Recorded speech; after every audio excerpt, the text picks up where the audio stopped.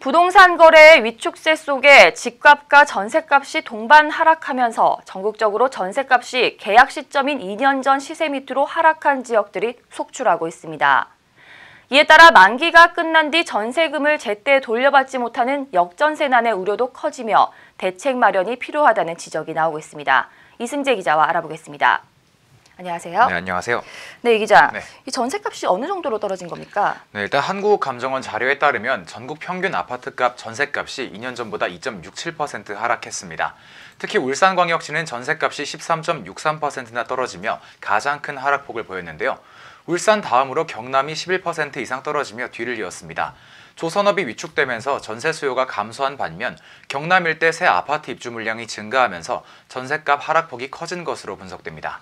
네, 이 수도권은 어떻습니까? 이 정부의 좀 강력한 규제로 많이 시장이 위축됐었잖아요. 그렇습니다. 경기도 전체는 전셋값이 2년 전보다 3.6% 떨어졌습니다. 전체 28개 시 가운데 이 21곳의 전셋값이 2년 전보다 떨어진 것으로 나타났는데요.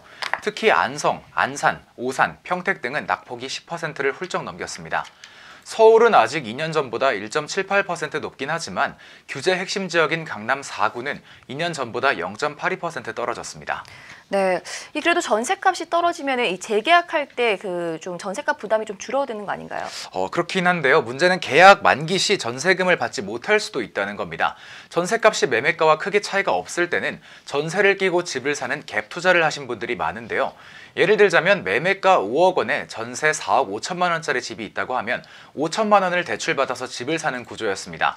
계약이 끝나면 재계약을 하든 아니면 다음 세입자를 받든 돌려막으면서 시세 차익을 노리는 방식이었는데요. 그런데 전셋값 하락폭이 생각보다 크다 보니까 더욱 떨어지는 거 아닌가? 이래서 세입자들이 섣불리 전세를 안 하려 하거든요. 그러면 전세금을 돌려주고 나서 다음 세입자를 받을 수가 없는 상황이 되는 거죠. 그리고 집값도 많이 떨어졌기 때문에 매매가가 전셋값보다 낮은 깡통주택도 많은데요. 이 경우는 집을 팔아도 전세금보다 못 미치기 때문에 전세금을 돌려줄 수 없는 상황이 되는 겁니다. 네, 그렇군요.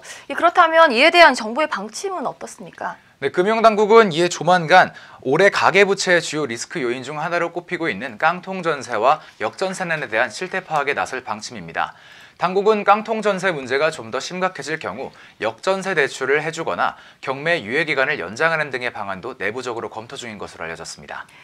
네, 역전세난과 깡통전세로 홍역을 치르고 있는 지역이 늘어가는 만큼 이 정부의 행보에 주목할 필요가 있겠습니다. 지금까지 이승재 기자였습니다. 고맙습니다. 고맙습니다.